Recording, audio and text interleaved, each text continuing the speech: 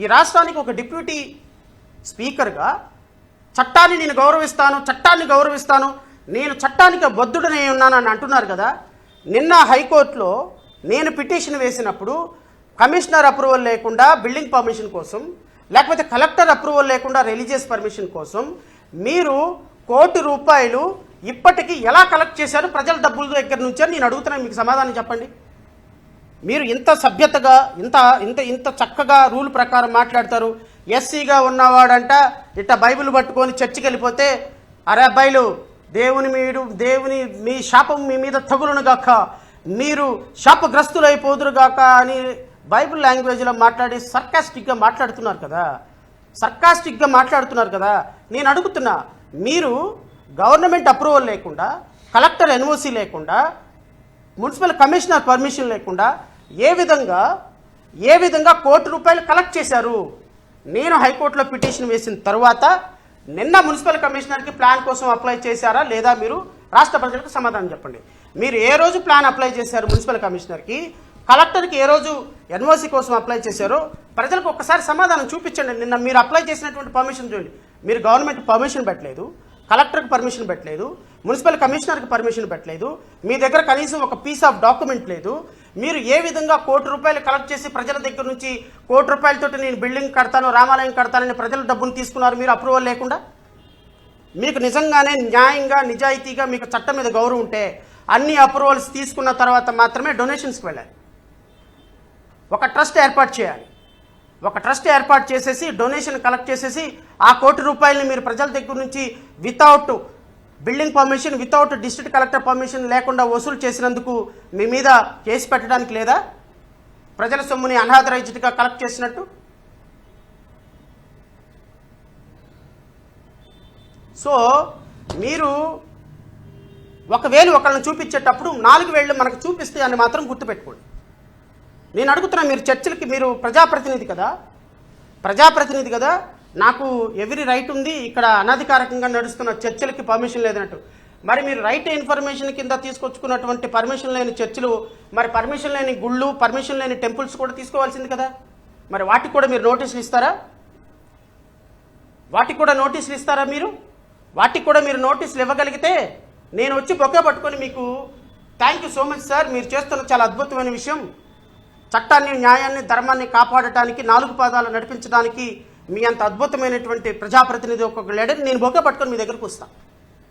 మీరు పర్మిషన్ లేని అన్ని రిలీజియస్ ఇంక్లూడింగ్ అక్కడ ఉన్నటువంటి మసీదుల్లో కూడా ఇవ్వండి, మసీదులకి, టెంపుల్స్కి, చర్చిలకు మొత్తానికి ఇవ్వండి పర్మిషన్ లేని వాటన్నిటికీ.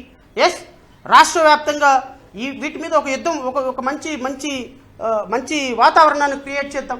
ఎవరైతే పర్మిషన్స్ లేకుండా చర్చిలు కట్టారో, ఎవరైతే పర్మిషన్స్ లేకుండా రామాలయాలు, కృష్ణాలయాలు, వెంకటేశ్వర స్వామి ఆలయాలు కట్టారో, ఎవరైతే పర్మిషన్స్ లేకుండా మసీదులు కట్టారో అందరికీ వెళ్తాం. Why only Christians, why only churches? అంటే మీకు పర్సనల్ ఎజెండా ఉంది కాబట్టి, క్రిస్టియన్లు అంటే మీకు పడదు కాబట్టి, ఎస్సీలు అంటే మీకు పడదు కాబట్టి, మీకు ఓట్లు వేసిన నేరానికి వాళ్ళు తట్లు తినాలి, తన్నులు తినాలి, వాళ్ళు పనికిరాని వెధవల్లాగా మీ కంటికి కనపడతారు కాబట్టి, కూటమి ప్రభుత్వానికి ఓట్లు వేసినటువంటి బానిసలుగా కనపడతారు కాబట్టి, బైబిల్ పట్టుకున్నవాడు పాపాత్ముడు కాబట్టి, బైబిల్ పట్టుకున్నవాడు బతకడానికి కూడా పనికిరాడు కాబట్టి మీ కూటమి ప్రభుత్వానికి మీరు ఓన్లీ క్రిస్టియన్ల మీద గన్నెక్క పెట్టి కాలుస్తూ ఉంటారు. మిగతా కులాలు, మిగతా సాంప్రదాయాలు మనకి కనపడవు, మనకి వినపడవు.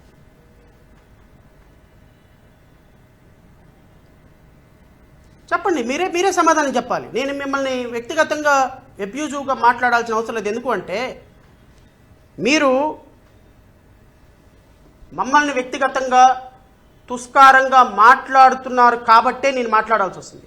నేను ఇంతసేపు ప్రెస్ మీట్ పెట్టినా, ఒక్క తప్పు మాట అయినా మాట్లాడినా రఘురామకృష్ణరాజు గురించి ఎందుకు మాట్లాడలేదు అంటే, మీరు నన్ను గౌరవిస్తే నేను మిమ్మల్ని గౌరవిస్తాను.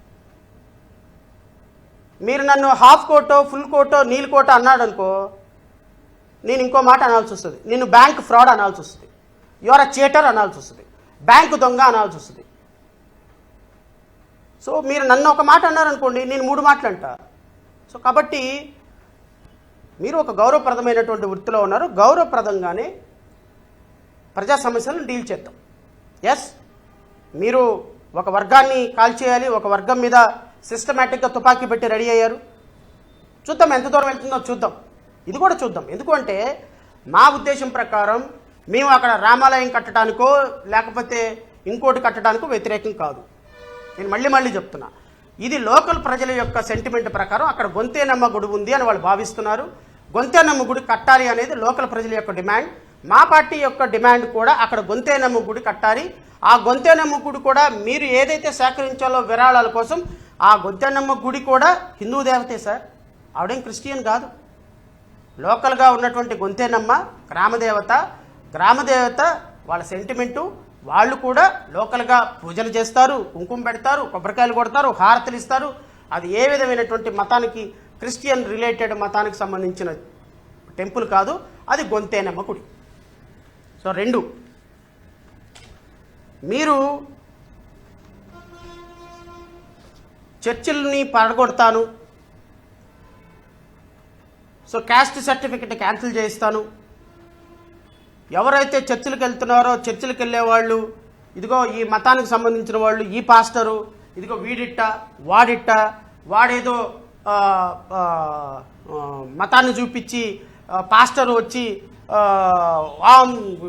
గాయం మానిపోవాలి, దేవుని అమ్మిపేట గాయం మానిపోవాలని చెప్పాడని ఒక 4-5 వీడియోలు వేశారు.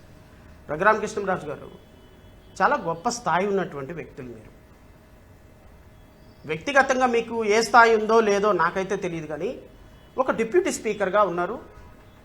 అండ్ మాట్లాడేటప్పుడు చాలా గౌరవంగా మాట్లాడతారు. నిన్న కూడా కోర్టు హాల్లో నన్ను విష్ చేసి శ్రావణ్ గారు బాగున్నారా అన్నారు. నేను కూడా బాగున్నాను సార్ అని అన్నాను.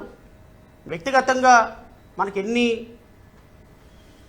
ప్రొఫెషనల్గా మనకి ఎన్ని కమిట్మెంట్స్ ఉన్నా వ్యక్తిగతంగా కలిసినప్పుడు మీరు బాగా మాట్లాడతారు. కాబట్టి నేను మీతో బాగా మాట్లాడతాను, బాగా మంచి కలిసి మాట్లాడుకునే వాళ్ళం. కాబట్టి నేను కూడా మీకు కొన్ని సలహాలు చెప్తాను.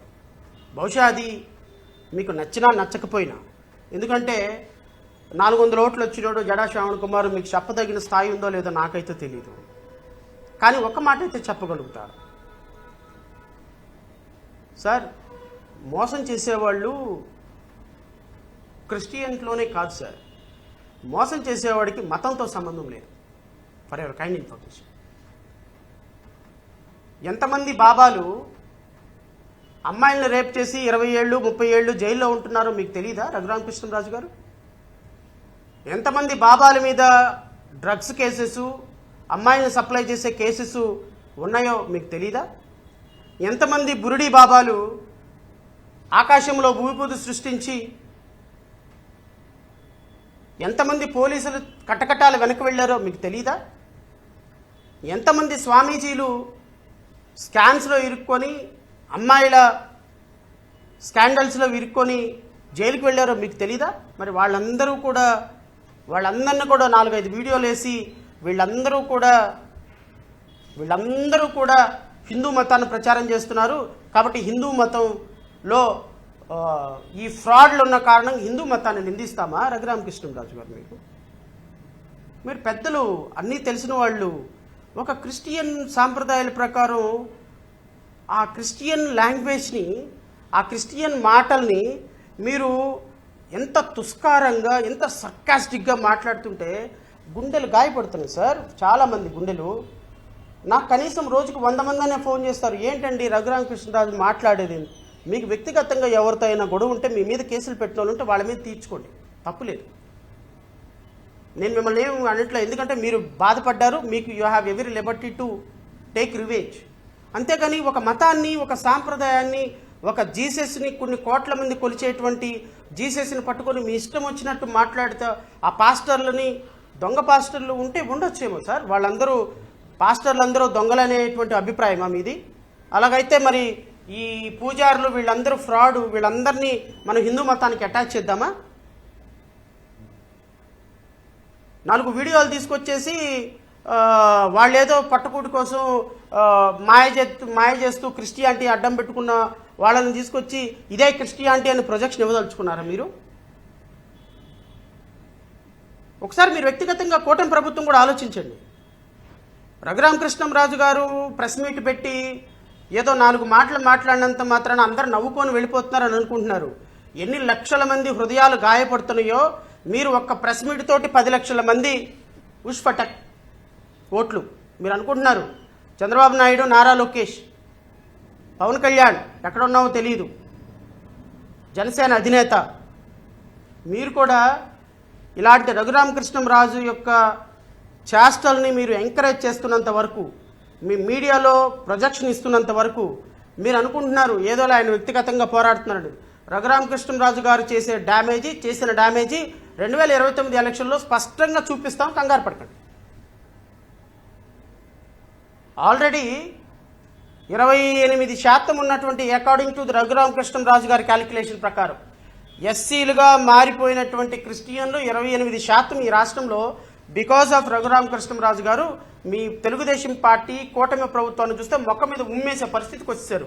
ఎందుకు అంటే, అరే జీసస్ క్రైస్ట్ని నువ్వు అవమానించిన తర్వాత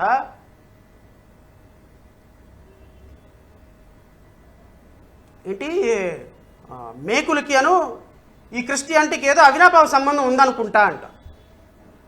మేకులకి క్రిస్టియానిటీకి ఏదో అవినాభావ సంబంధం ఉందనుకుంటానా? అంటే నేను ఇంకొక మాట, ఆ క్రిస్టియన్స్ ఎవరన్నా ఇంకొక మాట అన్నారనుకోండి, అది ఎంత దూరం వెళ్తుంది? మేకులకి క్రిస్టియానిటీకి ఏదో అవినాభావ సంబంధం ఉందా? ఆ స్థాయిలో కూర్చున్నటువంటి మీరు మాట్లాడాల్సిన మాటలు ఏంటి? ఆ స్థాయిలో కూర్చున్నటువంటి మీ మాట్లాడాల్సిన మాటలు ఏంటండి? మీరు కూటమి ప్రభుత్వం పెద్దలైనా చెప్పరా ఆయనకి? ఏం పర్పస్ తోటి మీరు ఒక కమ్యూనిటీని ఇంత దారుణంగా అటాక్ చేస్తున్నారో నాకు అర్థం కావటం.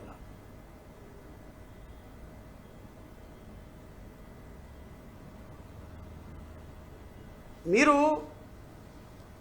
అక్కడ రామాలయం కట్టాలి అని నిజంగా మీ మనసులో ఉంటే వాళ్ళ దగ్గరికి వెళ్తారు. ఈ పడిపోయింది కదయా, మనమే ఏదో ఒక టెంపుల్ కట్టుకుందాం, ఇక్కడ గొంతనమ్మ గుడో లేకపోతే ఇంకోటో లేకపోతే రామాలయమే కట్టుకుందామని ఆ ప్రజల దగ్గరికి వెళ్ళి చేతులేసి వాళ్ళని దగ్గరకు లాక్కొని 2 మాటలు మంచిగా చేసి వాళ్ళ ఇంట్లో వెళ్ళి ఓ భోజనం చేసి మంచినీళ్ళు తాగితే ఆ ప్రజలే నీకు రెడ్ కార్పెట్ వేసి ఎమ్మెల్యే గారు మా ఊరు వచ్చారు, పడిపోయిన దేవాలయాన్ని రామాలయం కడతామంటున్నారు, ఇక్కడ కడతారని రెడ్ కార్పెట్ వేసి మిమ్మల్ని పిలిచి భోజనం పెట్టి మీకు సకల మర్యాదలు చేసేటువంటి నిరుపేద ప్రజలు రఘురామకృష్ణరాజు గారు. వాళ్ళేమీ మీకులాగా కోట్ల రూపాయలు ఆస్తు ఉన్నటువంటి వ్యక్తులు కాదు. మీరు కావాలని 100 మందిని అక్కడికి వేసుకొని వెళ్ళి వాళ్ళల్లో విద్వేషాలు రేక్కొట్టి వాళ్ళని చులకనగా చూసి వాళ్ళ మనుషుల్ని ఈ రోజు వరకు వాళ్ళు ఊళ్ళు వెళ్ళిపోయిన వాళ్ళు ఈ రోజు వరకు వాళ్ళు ఇళ్లకు తిరిగి రాని ఒక యుద్ధ వాతావరణాన్ని అక్కడ సృష్టించి రాష్ట్ర వ్యాప్తంగా క్రిస్టియన్ల మీద అనుచితమైన వ్యాఖ్యలు చేసి రాష్ట్ర వ్యాప్తంగా జీసస్ మీద అనుచితమైన వ్యాఖ్యలు చేసి ఏమీ లేని చోట అక్కడ మత కలహాలు సృష్టించి దీనిలో నుంచి మీరు లబ్ధి పొందాలి చూసేటువంటి ఒక ప్రయత్నం, ఒక ఫ్యూటైల్ ఎక్సర్సైజు. ఇది రాష్ట్ర రాజకీయాలలో మాయని మచ్చిగా కూటమి ప్రభుత్వానికి నిలిచిపోతుంది. కూటమి ప్రభుత్వం కులం కంపు కొడుతుంది. కులం కంపు నీడలో కూటమి ప్రభుత్వం జోగాడుతుంది. దానికి ఆద్యులు కర్త కర్మ క్రియ మీరు. Screenplay direction Chandrababu Naidu, నటన and co director Pawan Kalyan.